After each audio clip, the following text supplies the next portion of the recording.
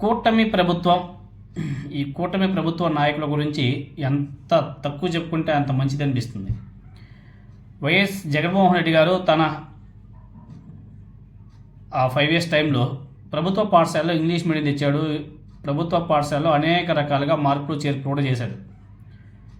Books కూడా ఒకవైపు English, మరోవైపు తెలుగు ప్రింటింగ్, స్కూల్స్ మొత్తం కూడా డిజిటలైజేషన్, బెంచెస్ అసలు ఇంకా అది ఒక కార్పొరేట్ తరహాలో తీర్చిదిద్దడం కూడా జరిగింది. అదేవిధంగా మెయిన్గా చెప్పాలంటే ఇంగ్లీష్ మీడియం, జగన్మోహన్ రెడ్డి గారు ఆనాడు ఇంగ్లీష్ మీడియం తీసుకువస్తే ప్రభుత్వ పాఠశాలలో కొంతమంది ప్రముఖులంతా కూడా దాని మీద పెద్ద రాద్ధాంతం చేశారు.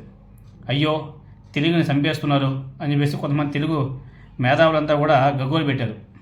మామూలు కూడా కాదు, ఒక మన ఉపరాష్ట్రపతి వెంకయ్యనాయుడు గారు అయితేనేమి, తర్వాత చాలామంది ఉన్నారు తెలుగు పండితులు అట్టే విర్రవీగారు. జగన్మోహన్ రెడ్డి తెలుగును చంపేస్తున్నాడు అని చెప్పేసి మాట్లాడారు. ప్రతి ఒక్కరు కూడా విన్నారు కదా. ఇప్పుడు కూటమి ప్రభుత్వం ఇంగ్లీష్ మీడియానికి గ్రీన్ సిగ్నల్ ఇచ్చేసింది. ఒక విధంగా ఓకే, ప్రభుత్వం మారిన తర్వాత కూడా ఇంగ్లీష్ మీడియాన్ని కంటిన్యూ చేస్తున్నారంటే గొప్ప విషయమే.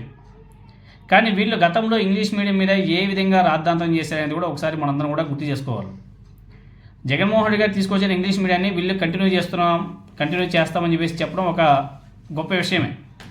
కానీ గతంలో జగన్మోహన్ రెడ్డి గారి మీద మీరు, మీ ఎల్లో మీడియా, మీ నాయకులు ఏ విధంగా గగ్గోలు పెట్టారో కూడా ఒకసారి ప్రజలందరూ కూడా తెలుసుకోవాలి కదా. అందుకని చెప్పేసి దాని గురించి మళ్ళీ మాట్లాడుకోవాల్సిన ఆవశ్యకత కూడా ఏర్పడింది. రాశారు, ఇంగ్లీష్ మీడియానికే గ్రీన్ సిగ్నల్ కూటమి ప్రభుత్వ పాఠశాలలో ఇంగ్లీష్ మీడియంలోనే బోధన, ఇకపై తెలుగు మీడియం ఉండదని స్పష్టం చేసిన కూటమి ప్రభుత్వ అధికారులు. పోటీ ప్రపంచంలో రాణించాలంటే ఆంగ్లం తప్పనిసరి అంటున్న కూటమి ప్రభుత్వ అధికారులు. మాతృభాష మరుగున పడుతుందని చెప్పేసి భాషా పండితుల ఆందోళన. రానున్న విద్యా సంవత్సరం నుంచి ప్రాథమిక, హైస్కూల్లో ఒకటే మాధ్యమం ఇంగ్లీష్ మాధ్యమం. ఆంధ్రప్రదేశ్లోని అన్ని ప్రభుత్వ పాఠశాలలో రానున్న విద్యా సంవత్సరం నుంచి ఇంగ్లీష్ మీడియం మాత్రమే ఉంటుందని చెప్పేసి విద్యాశాఖ ఉన్నతాధికారులు స్పష్టం చేశారు. తెలుగు మీడియంలో బోధన పరీక్షలో ఉండబోవు అని చెప్పేసి స్పష్టం చేశారు. అయితే ఇంగ్లీష్తో పాటు తెలుగు మీడియం కూడా కొనసాగించాలని చెప్పేసి ఉపాధ్యాయ సంఘాలు పట్టుబట్టినప్పటికీ అధికారులు అందుకు అంగీకరించలేదు. పోటీ ప్రపంచంలో మన విద్యార్థులు రాణించాలంటే ఇంగ్లీష్ మీడియం అవసరమని చెప్పేసి అధికారులు చెప్తున్నారు. కానీ ఇంగ్లీష్ మీడియం వలన మాతృభాష మరుగున పడుతుందని చెప్పేసి భాషా పండితులు, పలువురు విద్యా నిపుణులు ఆందోళన వ్యక్తం చేస్తున్నారు. వైఎస్ఆర్ కాంగ్రెస్ పార్టీ హయాంలో ఏపీలో ఇంగ్లీష్ మీడియం విధానంలో అమల్లోకి వచ్చింది. అయితే దశల వారీగా తరగతులను మారుస్తూ ఆంగ్ల మీడియాన్ని కొనసాగించాడు జగన్మోహన్ రెడ్డి గారు. మొదటి 1వ తరగతి నుంచి ప్రారంభించగా ఇప్పుడు ఆ విద్యార్థులు 6వ తరగతికి చేరుకున్నారు. అయితే అప్పట్లో తెలుగు మీడియం తొలగించడాన్ని టీడీపీ, జనసేన ఇతర పార్టీలు వ్యతిరేకించాయి. అయితే ప్రస్తుత విద్యా వ్యవస్థ గ్లోబలైజేషన్ కావడం, మన విద్యార్థులు సైతం అనేక దేశాలు వెళ్ళి అక్కడ రాణించాలంటే ఇంగ్లీష్ భాషతో పాటు పాఠ్యాంశాలపై పట్టు సాధించాల్సిన అవసరం కూడా ఉంది. ఈ నేపథ్యంలో కూటమి ప్రభుత్వం సైతం ఇంగ్లీష్ మీడియానికి మద్దతు ఇవ్వాల్సిన అవసరం ఏర్పడింది. దీంతోనే ఈ ఏడాది జూన్ నుంచి ప్రారంభమయ్యే విద్యా సంవత్సరంలో ఇంగ్లీష్ మీడియం మాత్రమే ప్రభుత్వ పాఠశాలలో ఉంటుందని చెప్పేసి అధికారులు స్పష్టం చేస్తున్నారు.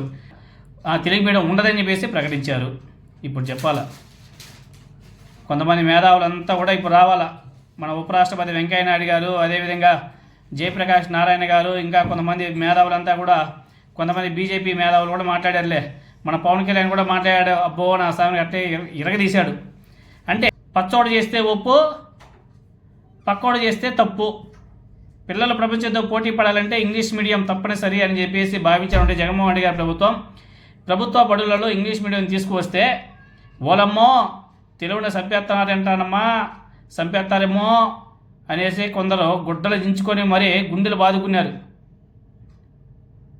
చూశాం కదా. వాస్తవానికి ఒకవైపున ఇంగ్లీష్, మరోవైపున తెలుగు ఉండేలా బైలింగ్వల్ టెక్స్ట్ బుక్స్ని గత జగన్మోహన్ రెడ్డి గారి ప్రభుత్వం ముద్రించింది. ఇందులో తెలుగు భాషను చంపడం ఎక్కడ జరిగింది? చిల్లర మేధావులు ఊరికే అరవడం తప్ప ఆనాడు. ఇప్పుడు కూటమి ప్రభుత్వం కూడా గత జగన్మోహన్ రెడ్డి గారు ప్రభుత్వం తెచ్చామంటే ఇంగ్లీష్ మీడియం విధానాన్ని అనుసరిస్తుంది కదా. గతంలో జగన్మోహన్ రెడ్డి గారు తెలుగు మీడియం కూడా పెట్టాడు. కానీ ఈ కూటమి ప్రభుత్వం తెలుగు మీడియమే లేదు, తెలుగే లేదు, అక్కడ లేకుండా చేసేసరే. ఇప్పుడు గతంలో గుడ్డలు దించుకొని గుండెలు బాదుకున్న వాళ్ళు ఇప్పుడు ఏమంటారో వాళ్ళే సమాధానం చెప్పాలి. ఒక ఇంగ్లీష్ మీడియం విషయంలో మాత్రమే కాదు, ల్యాండ్ టైటిలింగ్ యాక్ట్ మీద కూడా కొంతమంది స్వయం ప్రకటిత మేధావులు, సెన్సా మీడియా గొట్టాలు ఏకమైపోయి గత జగన్మోహన్ రెడ్డి గారి ప్రభుత్వం మీద ఉద్దేశపూర్వకంగా బురద జల్లి తప్పుడు ప్రచారం కూడా చేశారు. మీకు అందరికి కూడా బాగా తెలుసు. నిజంగానే గత ప్రభుత్వం ఇంగ్లీష్ మీడియం ల్యాండ్ టైటిలింగ్ యాక్ట్ను తీసుకురావడం తప్పు అయితే కనుక ఇప్పుడు ఇంగ్లీష్ మీడియం ల్యాండ్ టైటిలింగ్ యాక్ట్ను కూటమి ప్రభుత్వం రద్దు చేయకుండా ఎందుకు కొనసాగిస్తుందో ఒకసారి వీళ్ళు సమాధానం చెప్పాల్సిన అవసరం కూడా ఉంది. ల్యాండ్ టైటిలింగ్ యాక్ట్ను తెచ్చింది కేంద్రం అనే విషయాన్ని కూడా మర్చిపోయి ఉద్దేశపూర్వకంగా జగన్మోహన్ రెడ్డి గారి ప్రభుత్వం మీద బురదలేనటువంటి దురద మేధావులు, దూల మీడియా గొట్టాలు ఇప్పటికైనా సరే ప్రజలకు క్షమాపణ చెప్పి లెంపలేసుకోవాలా. ఇవే కాకుండా ఆంధ్రప్రదేశ్ అప్పుల మీద కూడా గతంలో చిల్లర రాతలు రాసి ప్రజలను తప్పుదోవ పట్టించింది ఈ పచ్చ మీడియానే. ఒక వర్గానికి చెందినటువంటి నీలి కూలి రోత రొచ్చు మీడియానే. ఆ రొచ్చు మీడియా అంతా కూడా ఇప్పుడు ప్రజలకు క్షమాపణ కోరుతుందా? సిగ్గులేని మీడియా మన రాష్ట్రాల్లో ఉండడం మన దురదృష్టకరం అని చెప్పేసి మనం చెప్పుకోవాలి.